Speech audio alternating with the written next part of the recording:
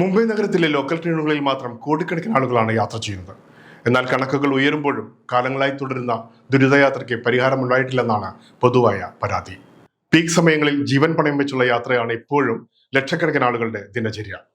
എന്താണ് ഇതിനൊരു പരിഹാരമെന്ന ചോദ്യമാണ് ബാക്കിയാകുന്നത്.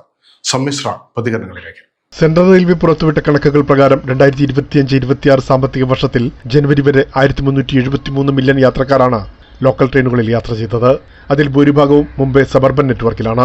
പുതിയ സ്റ്റേഷനുകളും AC ലോക്കൽ സർവീസുകളും തുടങ്ങിയെങ്കിലും യാത്രക്കാരുടെ തിരക്ക് കുറയുന്നില്ല. പീക്ക് സമയങ്ങളിൽ ട്രെയിനുകളിൽ കയറാനും ഇറങ്ങാനും പോലും കഴിയാത്ത അവസ്ഥ. 36 വർഷമായി ലോക്കൽ ട്രെയിൻ യാത്ര ചെയ്യുന്ന സാമൂഹ്യ പ്രവർത്തകനായ രാമചന്ദ്രൻ ഇടശ്ശേരി പറയുന്നത് ഇങ്ങനെ. ലോക്കൽ ട്രെയിൻ എന്ന് പറഞ്ഞാൽ ശരിയാണ്, മുംബൈയുടെ ജീവനാഡി തന്നെയാണ്. പക്ഷേ ഈ അടുത്ത കാലത്ത് സംഭവിക്കുന്ന ഒരുപാട് ആക്സിഡൻറ്റ്, പ്രത്യേകിച്ച് കോവിഡിന് ശേഷം ട്രെയിനുകളിലൊക്കെ വളരെ തിരക്ക് കൂടിയിരിക്കുകയാണ്. നിയന്ത്രണാതീതമായ തിരക്കിന് ഇന്നും മാറ്റമില്ലാത്തതാണ് ഇതിന് കാരണമായി മധ്യ റെയിൽവേ ഉദ്യോഗസ്ഥനായിരുന്ന സുരേഷ് വർമ്മ ചൂണ്ടിക്കാട്ടുന്നത്. യാത്ര ചെയ്യാവുന്ന ആളുകളുടെ 3 ഇരട്ടിയോളം ആളുകളാണ് ഒരു ട്രെയിനിൽ യാത്ര ചെയ്യാറുള്ളത്. ആ അവസ്ഥയ്ക്ക് ഇപ്പോഴും തീരെ മാറ്റം വന്നിട്ടില്ല. ലോക്കൽ ട്രെയിൻ യാത്രകൾ ഇന്നും സാഹസികമാണെന്നാണ് എഴുത്തുകാരനായ പ്രേമനിലത്തും പറയുന്നത്.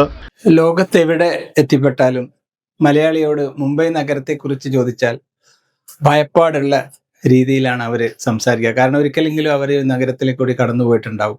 അത് ഈ ലോക്കൽ യാത്രയുടെ ഭീകരമായ അനുഭവങ്ങളാണ്. അതേസമയം ലോക്കൽ ട്രെയിനിലെ തിരക്കിനിടയിലും സാഹിത്യരചന തുടരുന്ന എഴുത്തുകാരനായ രാജൻ കിണറ്റിങ്കര യാത്രയിലെ വിരസതയും ബുദ്ധിമുട്ടുകളും അതിജീവിക്കാനാണ് എഴുത്തിനെ ആശ്രയിക്കുന്നത്. ഞാൻ 86 വന്നതാണ് ബോംബെയിൽ. അന്ന് മുതൽ ഞാൻ തുടർച്ചയായിട്ട് മുംബൈ മുതൽ CST വരെ യാത്ര ചെയ്തുകൊണ്ടിരിക്കുകയാണ്.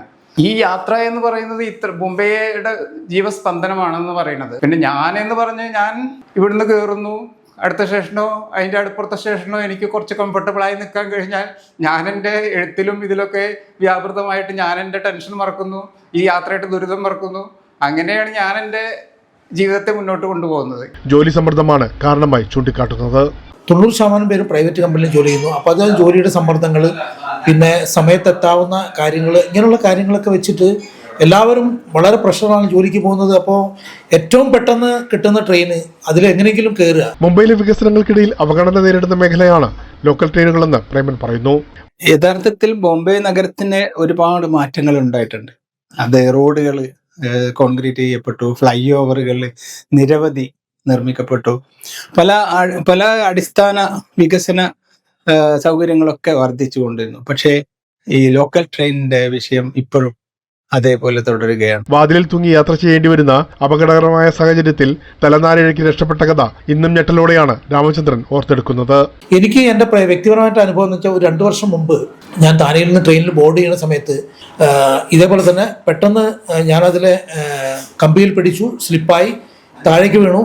പകുതി ബോഡി ട്രെയിനിൻ്റെ ഉള്ളിലും പകുതി ബോഡി പുറത്തുമായിരുന്നു. ഞാൻ വിചാരിച്ചു എൻ്റെ ജീവിതം ഇവിടെ തീർന്നു എന്ന് വിചാരിച്ചിരുന്നു. പക്ഷെ അപ്പോഴേക്കും എന്തോ ഭാഗ്യത്തിന് ആരോ എന്നെ കൈ പിടിച്ച് ലിഫ്റ്റ് ചെയ്തു, ഉള്ളിലേക്ക് പുള്ളി ചെയ്തു. അത് കാരണം രക്ഷപ്പെട്ടു. ആ അനുഭവം ഒരിക്കലും എനിക്ക് മറക്കാൻ പറ്റില്ല. അതേസമയം മധ്യ റെയിൽവേക്ക് വലിയ പുരോഗതി സാധ്യതകൾ ഉണ്ടായിരുന്നുവെന്ന് സുരേഷ് വർമ്മ വ്യക്തമാക്കി. ഈ മധ്യ റെയിൽവേ ആയിരുന്നു വലിയേട്ടൻ റെയിൽവേ.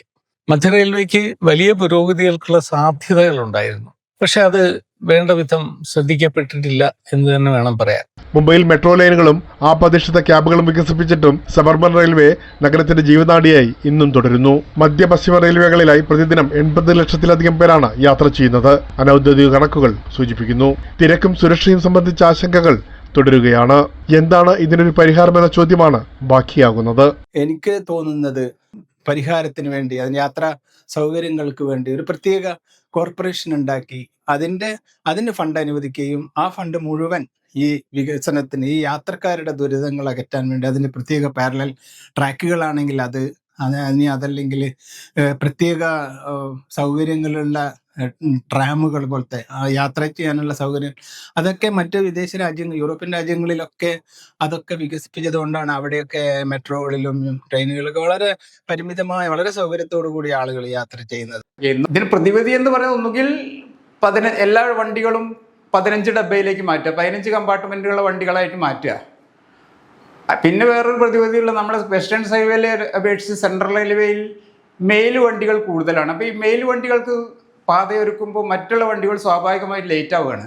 ഈ ലേറ്റ് ആകുമ്പോൾ ഓരോ മിനിറ്റിലും 100 കണക്കിന് ആളുകളാണ് പ്ലാറ്റ്ഫോമിൽ വന്നു ചേരുന്നത്. അപ്പോൾ സ്വാഭാവികമായിട്ടും തിരക്ക് കൂടുകയാണ്. പിന്നെ എല്ലാവർക്കും ടൈമിലെത്തണം, എല്ലാവർക്കും ഇതൊന്നും ഓഫീസിലുള്ളവർക്കുള്ള പ്രശ്നങ്ങളല്ലല്ലോ. നമ്മൾ മറ്റു പല രാജ്യങ്ങളുടെയും വികസനം കണ്ടുപഠിക്കുകയും അത് നമ്മുടെ സബർബൻ പ്രവിശ്യയിലേക്ക് കൊണ്ടുവരാനും കഴിയണം. ഉദാഹരണത്തിന് ഇപ്പം നമ്മൾ ലണ്ടനിലെ സ്റ്റേഷനുകളിലൊക്കെ പോയി കഴിഞ്ഞാൽ ഏറെക്കുറെ നമ്മുടെ സബർബൻ സംവിധാനം പോലെ തന്നെയാണ്.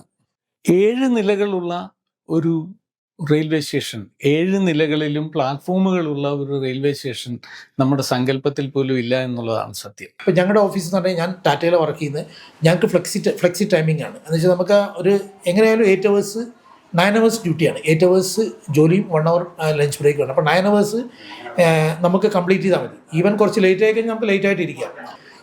ഈ പോളിസി മറ്റുള്ള കമ്പനികൾക്ക് അഡോപ്റ്റ് ചെയ്യാൻ പറ്റുന്നതാണ്.